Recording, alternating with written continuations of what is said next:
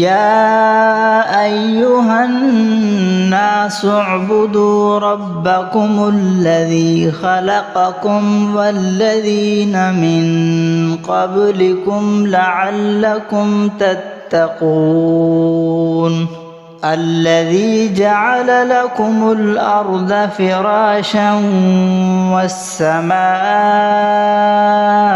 بناء وأنزل من السماء ماء فأخرج به من الثمرات رزقا لكم فلا تجعلوا لله أندادا وأنتم تعلمون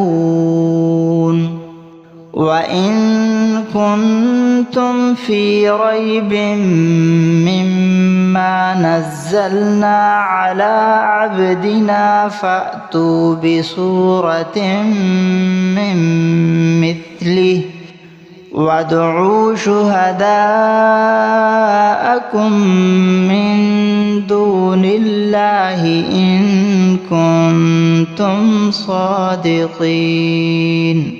فإن لم تفعلوا ولن تفعلوا فاتقوا النار التي وقودها الناس والحجارة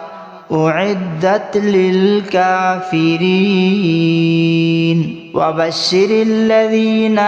آمنوا وعملوا الصالحات أن لهم جنات تجري من تحتها الأنهار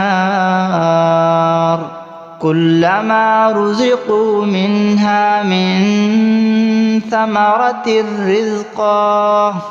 قالوا هذا الذي رزقنا من قبل وأتوا به متشابها ولهم فيها أزواج مطهرة وهم فيها خالدون